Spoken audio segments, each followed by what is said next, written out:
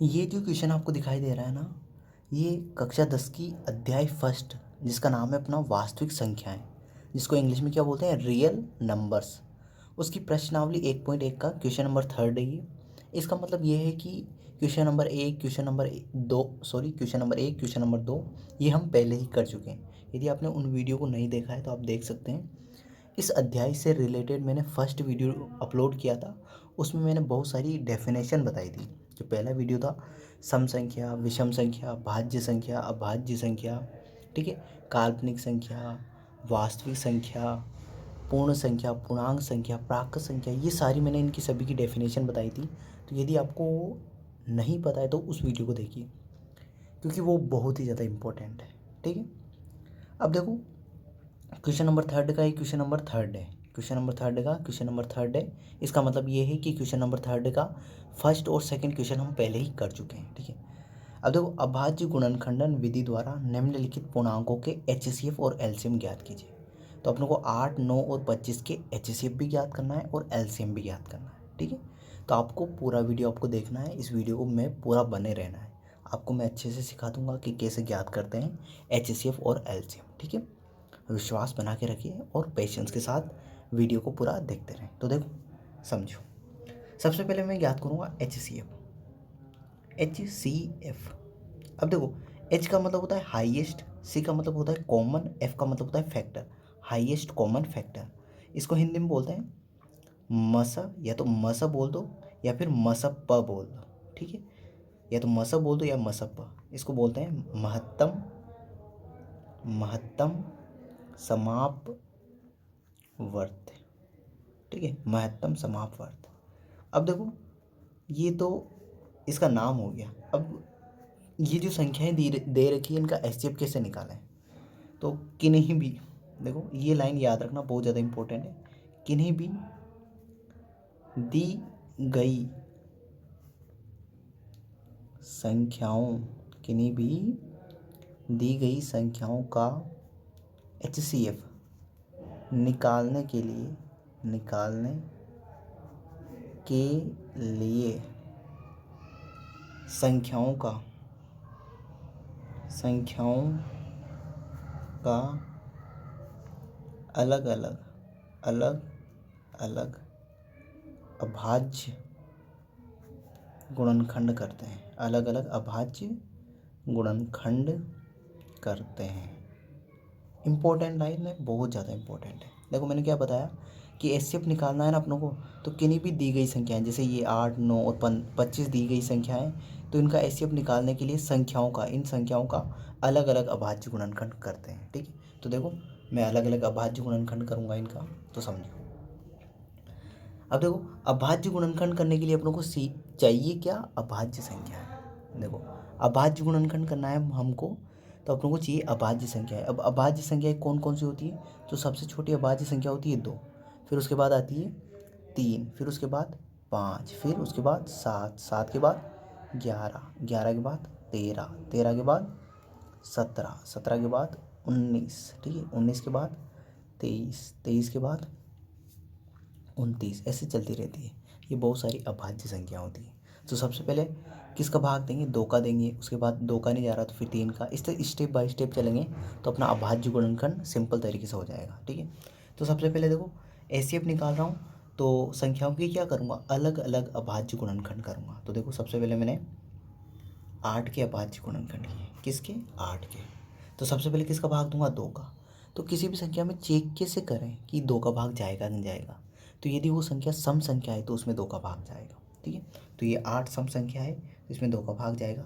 अब आपको पता नहीं है कि सम संख्या कैसे पता करते हैं, तो वीडियो नंबर 1 देखिए, वहाँ मैंने अच्छे से बताया। ठीक है, तो इसमें 8 में 2 का भाग देंगे तो कितना जाएगा, 4 बार 4 आ जाएगा। देखो 8 में 2 का भाग दिया, 2 चौक 8, 4 आ गया।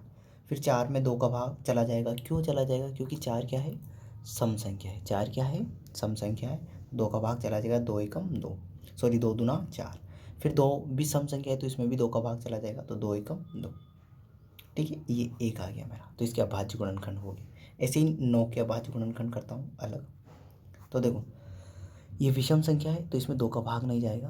2 के बाद कौन सी अभाज्य संख्या आती है, 3, तो 3 का चला जाएगा क्योंकि 3 के पाड़ में आती है। ठीक है, तो 3 तिया 9, ठीक है। अब वापस 3 में 3 का चला जाएगा, 3 का 3, ठीक है। अब अपनी बची है 25। अब देखो इकाई अंक क्या है, 5 है, तो ये विषम संख्या है तो इसमें 2 का तो भाग जाएगा नहीं। अब 3 का, 3 के पार्ट में 25 आता नहीं है तो 3 का भी नहीं जाएगा।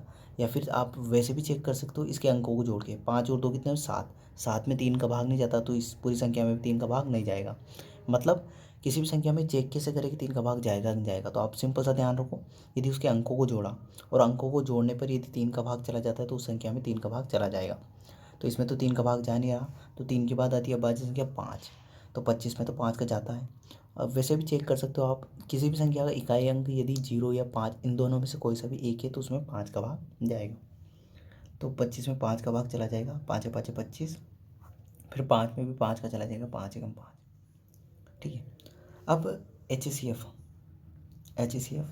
ऑफ 8, 9 और 25, देखो अपनों ने यहाँ पे अच्छे समझ लेना, मैंने देखो 8 के अभाज्य गुणनखंड किए तो 2 गुणा 2 आ गए, 9 के अभाज्य गुणनखंड किए तो 3 गुणा 3 आ गए, 25 के अभाज्य गुणनखंड किए तो 5 गुणा 5 आ गया। पर देखो यहाँ पे इनमें से कोई कॉमन संख्या यहाँ पे नहीं है और यहाँ पे भी नहीं है। जैसे यहाँ 2 आ रहा है तो इसके अभाज्य गुणनखंड में 2 नहीं आ रहा, इसके अभाज्य गुणनखंड में भी 2 नहीं आ रहा। जैसे इसके अभाज्य गुणनखंड में 3 आ रहा है पर इसके अभाज्य गुणनखंड में 3 कहीं पे भी नहीं आ रहा, कोई भी कॉमन संख्या नहीं आ रही, तो इसका HCF क्या हो जाएगा, 1 हो जाएगा। इसका HCF क्या हो जाएगा, 1। यदि यहाँ पे जैसे यहाँ 2 2 लिखा हुआ, यहाँ 3 होता है और यहाँ पे भी 5 5 की जगह 3 होता है, तो 3 एक गोला, 3 यहाँ से 3 यहाँ से 3 यहाँ से, तो यहाँ आंसर कितना आ जाता, 3 आ जाता। पर देखो यहाँ पे 3 नहीं है, यहाँ पे है पर यहाँ पे नहीं है। जैसे यहाँ पे 2 है तो यहाँ 2 नहीं है, यहाँ पे भी 2 नहीं है, तो इनमें कोई कॉमन नहीं आ रहा, तो कोई कॉमन संख्या नहीं आ रही है, तो इसका HCF क्या हो जाएगा, 1 हो जाएगा, ठीक है। यदि अब उन्होंने अलग अलग अभाज्य गुणनखंड किए और उनमें कोई भी कॉमन संख्या, तीनों में कॉमन आनी चाहिए, यदि 3 संख्या के अभाज्य गुणनखंड कर रहे हैं तो तीनों में कॉमन आएगा, वही हमारा HCF होगा, ठीक है। यदि कॉमन नहीं आ रहा तो उसका HCF कितना हो जाएगा, 1 हो जाएगा। ऐसे नहीं कि यहाँ पे 2 आ गया, यहाँ पे 2 आ गया तो वो 2 ले लेंगे, नहीं, 2 यहाँ पे भी आना चाहिए तभी 2 लेंगे फिर, ठीक है। तो आई होप आप समझ गए होंगे। अब अपन निकालते हैं LCM। तो देखो LCM निकालते हैं, तो ये LCM, L का मतलब होता है लोएस्ट, C का मतलब कॉमन, M का मतलब मल्टीपल, लोएस्ट कॉमन मल्टीपल, इसको बोलते हैं लसप। क्या बोलते हैं, लस, या तो लसप बोल दो या लसप बोल दो, ठीक है, लसप। इसका हिंदी में पूरा नाम होता है लघुत्तम समापवर्ती, लघुत्तम समापवर्ती, ठीक है, लघुत्तम समापवर्ती, ठीक है। अब इसकी भी थोड़ा सा मैं परिभाषा लिखा देता हूँ, थोड़ा सा मतलब आपको कैसे निकालना वो तरीका बता देता हूँ। तो किन्हीं भी दी गई संख्याओं का LCM निकालने के लिए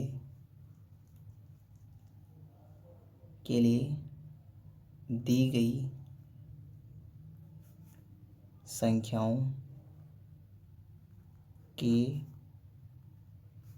एक साथ अभाज्य गुणनखंड करते हैं, अभाज्य गुणनखंड करते हैं। सिंपल सा है, क्या करना है आपको, एक साथ अभाज्य गुणनखंड करना है, ठीक है। अब देखो, अब मैं संख्या थी अपने पास 8, 9 और 25, तो तीनों के बीच में कोमा का चिन्ह है। अब मैं तीनों के एक साथ अभाज्य गुणनखंड कर रहा हूँ, समझो, ठीक है। अब सबसे पहले अभाज्य संख्या थी मेरी 2, फिर 3, फिर 5, फिर 7, फिर 11, ठीक है, फिर 13, फिर 17, फिर 19, है ना, ऐसे बहुत सारी आती रहती है। तो सबसे पहले किसका भाग दूंगा, 2 का, तो 2 का 8 में तो चला जाएगा क्योंकि ये सम संख्या है, पर 9 में जाएगा क्योंकि विषम संख्या है, और 25 भी विषम संख्या है तो नहीं जाएगा। तो नहीं जाएगा तो ऐसे इसे लिख देंगे।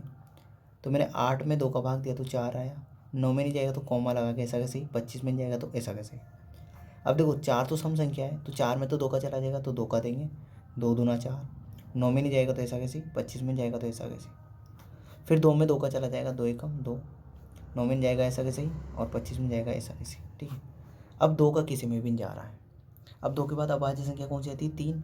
तो 9 में 3 का भाग चला जाएगा क्योंकि 3 ही पार्ट में आता है। तो एक तो ऐसा कैसे ही, फिर 9 में 3 का भाग दिया तो 3 तिया 9, 25 में जाएगा तो 25 ऐसा कैसे, ठीक है। अब वापस 3 में 3 का चला जाएगा तो एक तो ऐसा कैसे, 3 एकम 3, 25 में जा रहा तो 25 ऐसे कैसे ही। अब देखो 3 का नहीं जा रहा, अब किसी में 3 का नहीं जा रहा तो 3 के बाद अभाज्य संख्या कौन सी है? 5। तो 5 का देंगे तो देखो, और वैसे 25 में 5 का चला जाएगा, मैंने चेक करना बताया आपको। यदि इकाई अंक किसी भी संख्या का 0 या 5 है तो उसमें 25 का चला जाएगा, है ना। एक ऐसा कैसे, ये कॉमा एक ऐसा कैसे, और 25 में 5 का देंगे तो 5, ठीक है। 25 में 5 का भाग देंगे तो 5 ही आएगा, फिर वापस 5 में 5 का चला जाएगा तो 1,1,1, ठीक है। तो एलसीएम ऑफ 8,9,25, ये क्या आ गया अपना, इन सभी को क्या कर दो, गुणा कर दो। तो देखो 2 गुणा 2 गुणा 2, 3 बार तो 2 आ गया, गुणा 3 गुणा 3, 3 कितनी बार है? 2 बार, और 5 भी कितनी बार? 2 बार, ठीक है। अब देखो गुणा किया, 2 दूनी 4, 4 दूनी 8, तो इसका गुणा किया तो 8 आया, 3 तिया 9, इसका गुणा किया 9 आया, और 5 का किया तो 25 आया। अब इनको गुणा कर दो, 9 8 72 गुणा 25। अब 72 को 25 से गुणा कर दो, तो देखो यहाँ पे कर रहा हूँ मैं, ये रफ में करना है, गुणा कहाँ करना है आपको? रफ में। तो ये 25 से कर रहा हूँ, ठीक है, आप देख लेना अच्छे से। 5 दूनी 10 की 0, हासिल का 1, 5 7 35 और 1 36, गुणा 2 दूनी 4, 2 7 14 और 1 15, 0 0 हासिल का 1, 8 और 1 9, और एक नहीं एक ही, तो 1900। तो इसका गुणा किया तो कितना आ गया? 1900। तो हमारा एलसीएम कितना आ गया? 1900 आ गया, ठीक है। तो आई होप आपको एलसीएम भी निकालना आ गया होगा। तो एचसीएफ में तो क्या करना है, अलग अलग अभाज्य गुणनखंड करने हैं, और जो कॉमन नंबर आएगा तीनों में, यदि 3 संख्याओं के एचसीएफ निकाल रहे हैं तो तीनों में कॉमन नंबर आएगा वही हमारा एचसीएफ होगा। यदि 2 संख्याओं का एचसीएफ निकाल रहे हैं तो उन दोनों में जो कॉमन नंबर आएगा वही हमारा एचसीएफ होगा। और एलसीएम में क्या करते हैं, एक साथ अभाज्य गुणनखंड करते हैं, जैसे कि यहाँ पे किया हुआ है, और जो अभाज्य गुणनखंड आएंगे उनको गुणा कर दो, वही हमारा एलसीएम होगा, ठीक है। तो आई होप ये वीडियो आपको पूरा समझ में आया होगा, आपको एलसीएम और एचसीएफ निकालने आ गए होंगे। तो इस वीडियो के लिए इतना ही, अगले वीडियो मिलते हैं, ठीक है। Thank you.